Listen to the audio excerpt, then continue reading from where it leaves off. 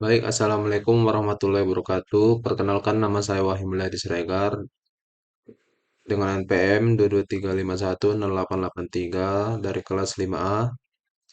Baik, pertama-tama saya akan menjelaskan tentang array di JavaScript. Dari video sebelumnya saya belajar bahwa array adalah konsep yang sangat penting dalam JavaScript karena membantu kita menyimpan dan mengelola kumpulan data dengan lebih efisien.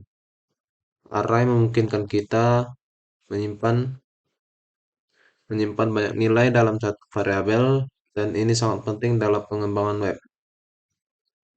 Selanjutnya, dan apa itu array?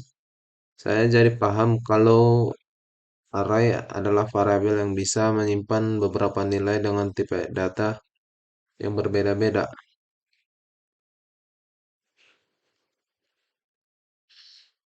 Array diindeks dengan mulai dari nol. Jadi elemen pertama ada di indeks nol. Ini adalah konsep dasar yang perlu dipahami saat bekerja dengan data dalam JavaScript. Eh, ada beberapa cara membuat array di JavaScript, seperti menggunakan deklarasi standar let array sama dengan nilai satu koma nilai 2, atau menggunakan new array, buka kurung tutup kurung. Setiap cara memiliki kegunaannya masing-masing tergantung kebutuhan proyek kita. Untuk mengakses dan memodifikasi array, kita bisa mengakses elemen dalam array menggunakan indeks, misalnya array 0. Untuk elemen pertama, saya juga belajar bahwa kita bisa memodifikasi elemen dengan menetapkan nilai baru pada indeks tertentu. Dan kita bahkan bisa membuat array multidimensi yang berisi array lain di dalamnya. Selanjutnya, memeriksa dan memanipulasi array. JavaScript memiliki metode seperti includes untuk memeriksa apakah elemen tertentu ada dalam array, index of untuk mendapatkan indeks suatu nilai, serta pop dan shift untuk menghapus elemen dari array. Metode ini sangat berguna untuk memanipulasi data. Selanjutnya, menyalin dan menggabungkan array. Dalam video ini saya belajar tentang salinan dangkal dan salinan mendalam. Salinan dangkal, beberapa perubahan pada salinan bisa mempengaruhi array asli, sementara salinan mendalam tidak. Kita juga bisa menggabungkan array menggunakan concat, spread operator, array atau array from. Manipulasi lanjutan. Ada juga metode seperti map, sort, dan filter yang memungkinkan kita memanipulasi lebih lanjut pada array. Metode ini sangat membantu dalam memudahkan transformasi pengolahan data. Selanjutnya, di video loops tutorial. Di bagian ini saya belajar tentang loops atau perulangan di JavaScript yang digunakan untuk mengeksekusi blok kode secara berulang. Ada beberapa jenis loop yang dibahas, yaitu for, while, dan do while. Memahami cara kerja loop ini sangat membantu dalam mengotomatisasi tugas yang berulang.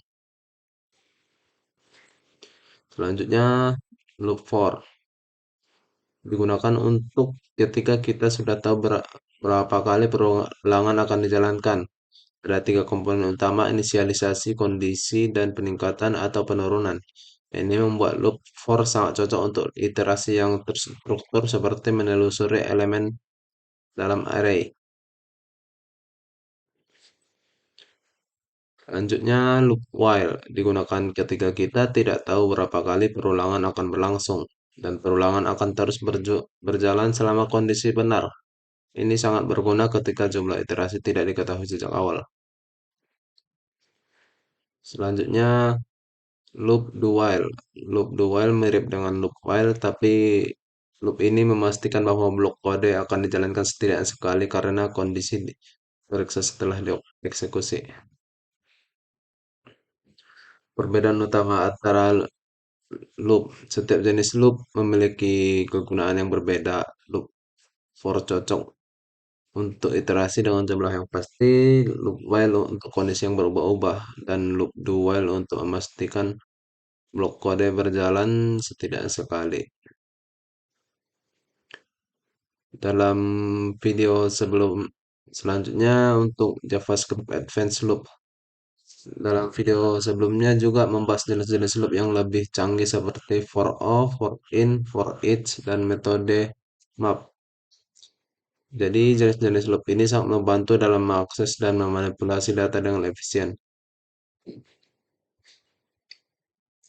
Loop for all digunakan untuk iterasi nilai dalam array. Ini adalah cara yang lebih sederhana untuk mengakses elemen tanpa harus repot-repot mengelola indeks secara manual. Menurut saya ini sangat memudahkan saat bekerja dengan array.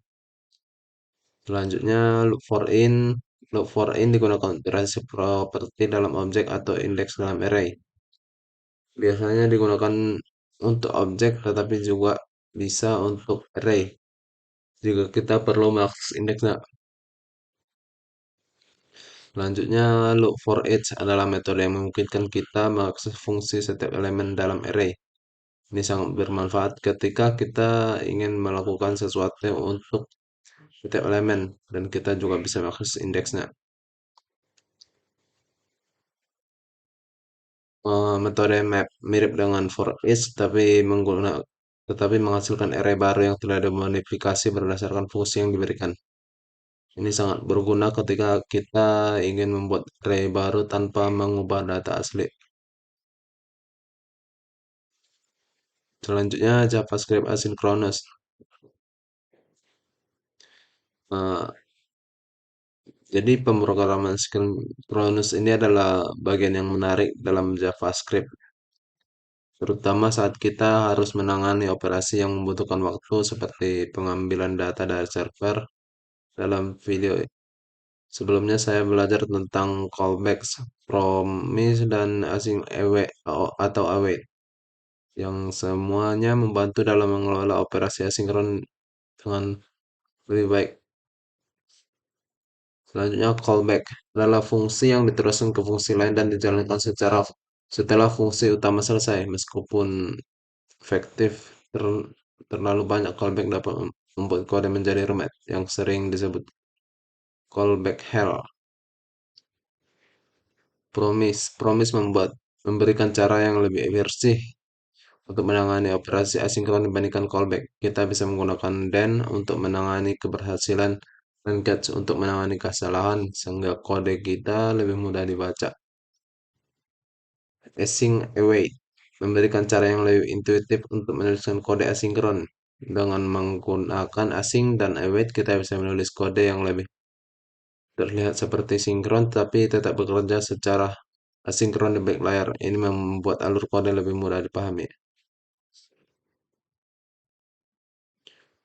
Baik, terakhir saya akan menjelaskan kesimpulan dari video-video yang sebelumnya saya tonton.